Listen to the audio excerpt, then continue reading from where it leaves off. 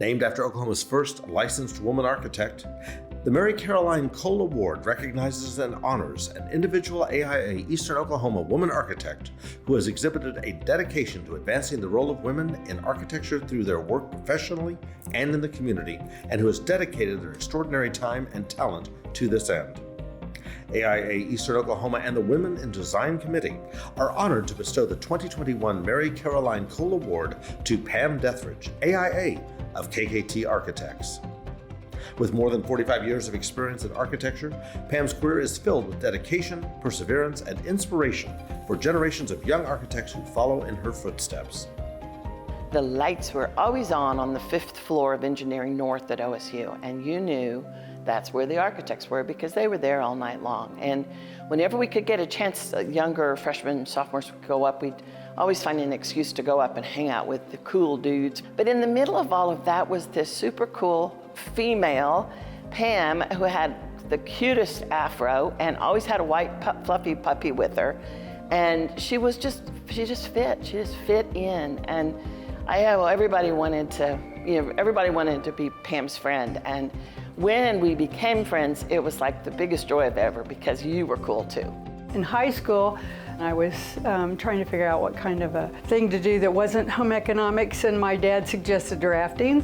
I liked it because it was like doing art, only with hard lines, and I just really took to it. So my junior year, I took architectural drafting in high school, and my mother was very involved in the community, and she ran into Mary Caroline Cole at something. And so she set up an interview for me to go and talk to another woman architect. And it turns out that Mary Caroline Cole is the first licensed architect in the state of Oklahoma, which is pretty amazing. Of course, I didn't know that at the time, but she was very gracious and she set me down, and she told me stories that sort of implied that it was going to be a hard deal, that the men who ran the industry would not be very receptive to a woman. But she didn't say that. She just told stories to make me understand that.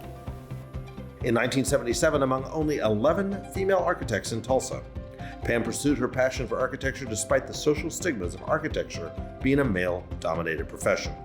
She is the most resilient, knowledgeable, kind, great female architect I've met so far. Pam is so inspiring to me and to the whole office. It's amazing working with Pam. She is a hoot and she's off the wall. So she comes in, she's got an agenda she wants to get figured out, we figure something out, or she'll come in and be quiet one day and we're like, what is Pam thinking? And then in the middle of what we're talking about or in the middle of our meeting, comes all this, like from out of left field, this crazy idea that is an amazing idea.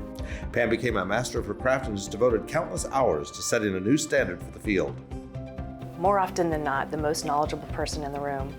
She knows codes, she knows building design, she's well-spoken and succinct, and she's not afraid to speak her mind. And that really garners her a lot of respect with our clients, and also within the office. The whole staff gets excited when they have a chance to work with Pam.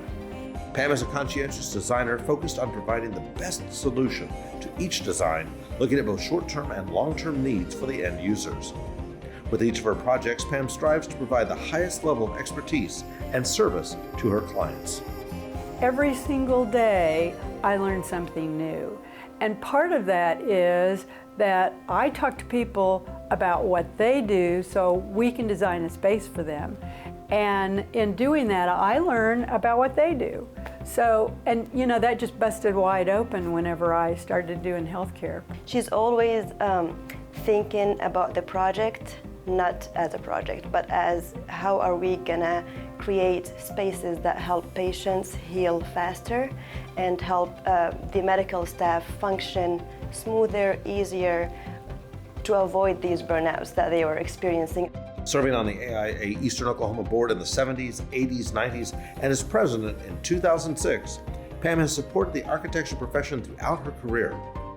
You know, Pam has been involved in the AIA forever, just like me. She has served on every committee possible. She was president during a convention year.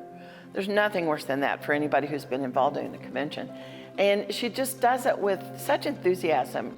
She has dedicated her career to enhancing not only the Tulsa community, but also architecture's future leaders by mentoring young architects and interior designers for the betterment of their professional achievements and the community.